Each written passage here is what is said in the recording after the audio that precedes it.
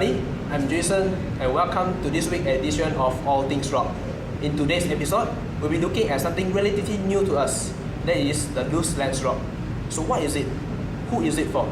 To explain it further, let us welcome our special guest today, Mr. Nail. Morning. Yeah, good morning, Mr. Nail. So what's the purpose of this visual therapy? Well, it's to restore normal accommodative amplitude and facility. So who usually needs it? Basically, it's those people who have low amplitude of accommodation and low accommodative facility. What do you mean by that? Sure, I'll explain that to you.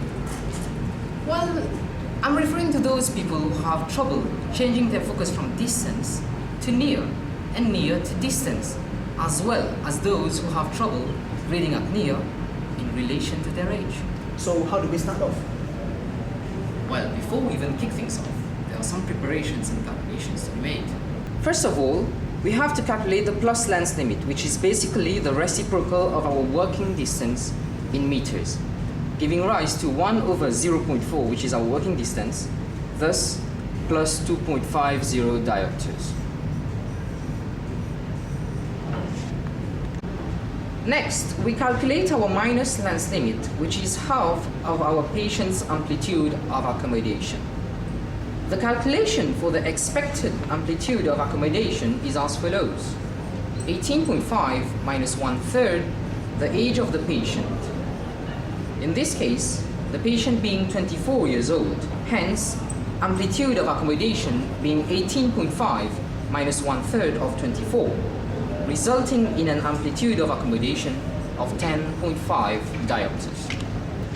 Therefore, the minus lens limit will be minus 5.25 diopters, since it has to be half of the amplitude of accommodation. So what do we need to perform this procedure? Well, that's a very simple question. First of all, we need a patient. Happy, Diane? Hi. Then secondly, we'll need an occluder that goes over the patient's face in order to occlude one of her eyes, in this case, being her left eye. Tighten it as per the comfortability of the patient. Next, we'll need a reading chart, a measuring tape, and an assortment of lenses ranging from minus 5.00 diopters to plus 2.50 diopters. So, are we ready to start? How does that work? Well, very simple. First of all, we start by selecting a word from the near chart, in this case being the word Varilox, and we have to ask the patient to focus at that particular word. Diane, please focus on the word Varilox. Okay. Now, pay close attention to what I'm going to say. There are two lenses that I'm going to be giving you. First lens is a plus lens, lens A, and second lens is a minus lens, lens B. Hold on. First of all, you place lens A in front of your right eye and attempt to clear the word Varilox.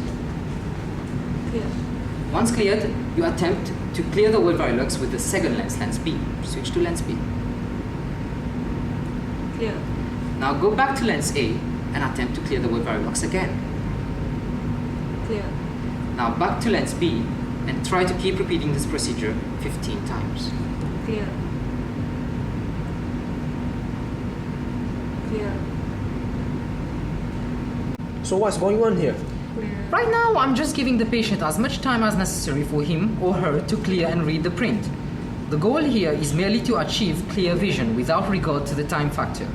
Once Diane is able to complete this task comfortably, I'll increase the powers of the plus and minus lenses and ask her to repeat the procedure. So when do we stop? Clear. Part 1 of this procedure requires Diane to be able to clear plus 2.50 diopter lenses until minus 5.00 diopters or so. And then, speed becomes the next objective. We can now move on to the next part. Now that Diane is able to clear every lens ranging from plus 2.50 diopters to minus 5.00 diopters, we move to part 2 of the procedures. From this point onwards, time is an important factor, so we introduce a time limit of 1 minute.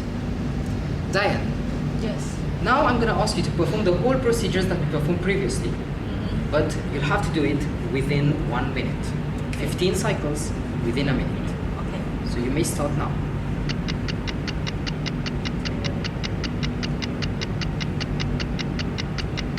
Once the patient can successfully perform 15 cycles per minute with all the lenses ranging from plus 2.50 diopters to minus 5.00 diopters monocularly, Then we ask the patient to do it binocularly, twice.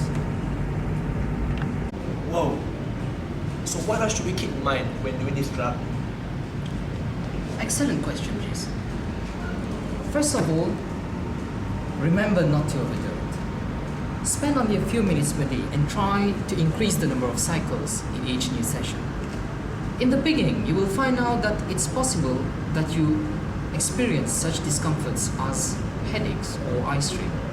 But gradually, as your ability improves, those discomforts will also fade away simultaneously. Also, bear in mind to be consistent. Consistency is very important.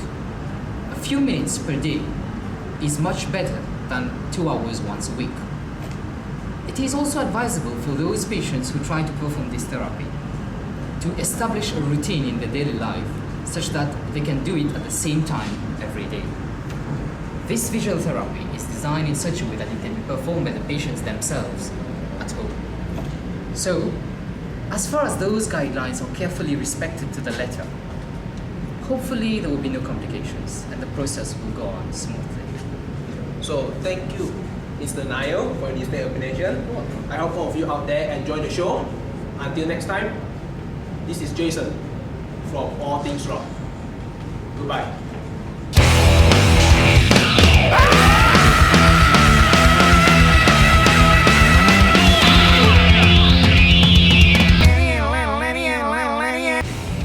So, are we ready to start? Next is a measuring tape. I'm gonna be giving you two lenses. One plus lens, lens A, and one minus lens, lens B.